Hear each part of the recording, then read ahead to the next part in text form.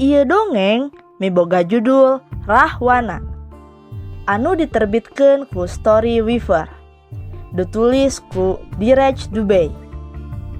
Ieu dongeng geus ditarjamahkeun kana basa Sunda ku Lisna Anggraeni.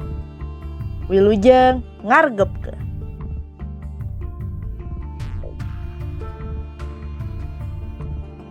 Rahwana mangrupakeun tokoh jahat anu dipikirkeun ku kuring jeung anjeun. Tapi Rahwana oge mangrupakeun raja anu pinter nalika mimpin. Sanajan Rahwana boga watek anu jahat, tapi loba anu teu nyaho ngeunaan kasang tukang atikan jeung elmu pangawruh anu dipibogana.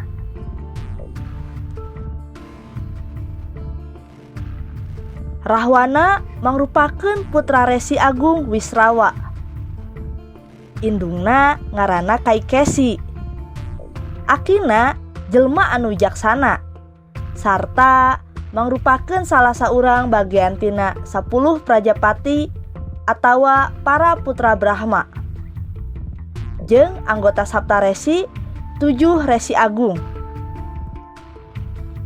Dicaritakeun dina kitab Bhagavata Purana, Rahwana jeung dulurna Kumbangkarna mangrupakeun reinkarnasi ti Jaya jeung Wijaya anu miboga pancen pikeun ngajaga gerbang Vakunta, imahna Dewa Wisnu.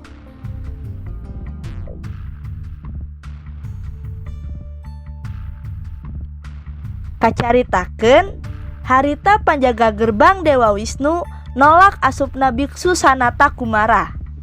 Lantaran ditolak, eta biksu boga sumpah hayang dilahirkeun di bumi. Manehna dibere 2 pilihan. Kahiji dilahirkeun 7 kali jadi manusia biasa sarta muja ka Dewa Wisnu, atawa lahir 3 kali salaku manusia anu kuat tapi jadi musuh Dewa Wisnu.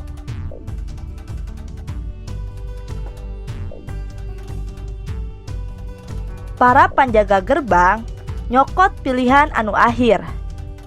Nalika lahir di kahirupan anu mimiti, jadi tokoh Hiranyakasipu jeung Hiranyaksa. Dina zaman Satya Yuga. Nalika lahir di kahirupan anu kadua, jadi tokoh Rahwana jeung Kumbangkarna. Dina zaman Treta Yuga. Dina kahirupan anu katilu, jadi tokoh Dantavakra jeung Sisupala. Dina zaman Dwapar Yuga. Jadi Rahwana jeung Kumbangkarna mah aya dina kutukan kahirupan anu kadua.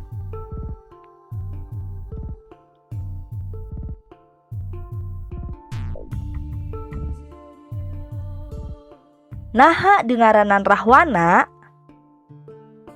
Ngaran asli Rahwana asalna Dasamuka. Dumasar carita Ramayana kacaritakeun yen Rahwana pernah nyieun ambek raja monyet Vali anu keur ngadua di gunung. Rahwana akhirna diusir lantaran Vali ringrang ku polahna Rahwana. Di saprak harita anu awalna nginget ku ngaran Dasamuka ayeuna robah jadi Rahwana.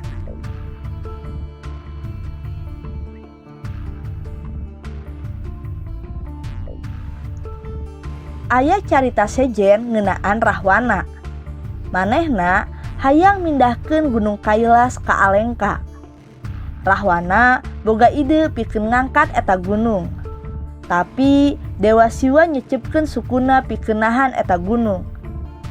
Dewa Siwa nincak salah sahiji ramo suku Rahwana. Rahwana ngagoak nyeri.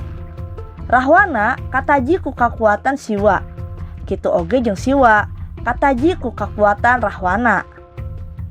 Lantaran kataji ku sora Rahwana, Dewa Siwa mere ngaran Rahwana anu hartina ngagoak tarik.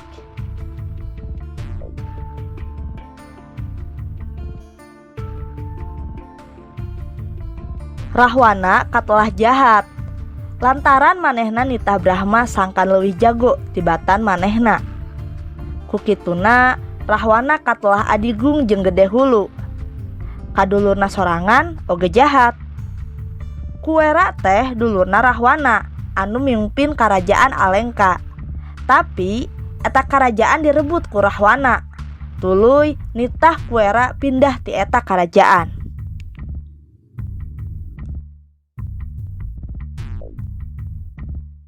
Masyarakat India ti sababaraha generasi ngilu ijit lantaran polahna Rahwana.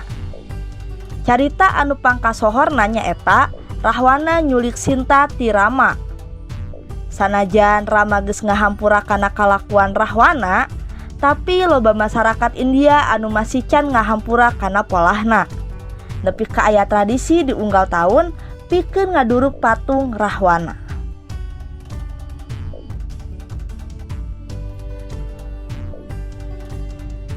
Lian ti katelah ku polahna anu jahat, Rahwana teh beunghar ku elmu pangaruhna. Manehna hafal sakabeh naskah suci jeung paham kana ritual. Lian ti kitu manehna muja Dewa Siwa oge. Rahwana oge mangrupakeun tabib oge nuliskeun ngeunaan cara ngubaran panyakit. Rahwana oge jago dina hal musik.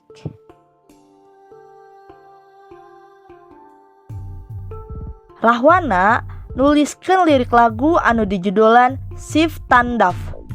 Anu eusina pikeun muja ka Dewa Siwa.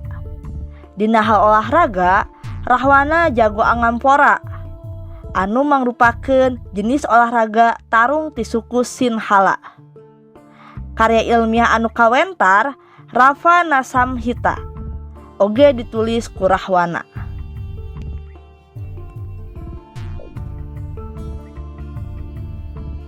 Rahwana ditigaspati ku Rama ngagunakeun sajata Brahmastra anu teu biasa.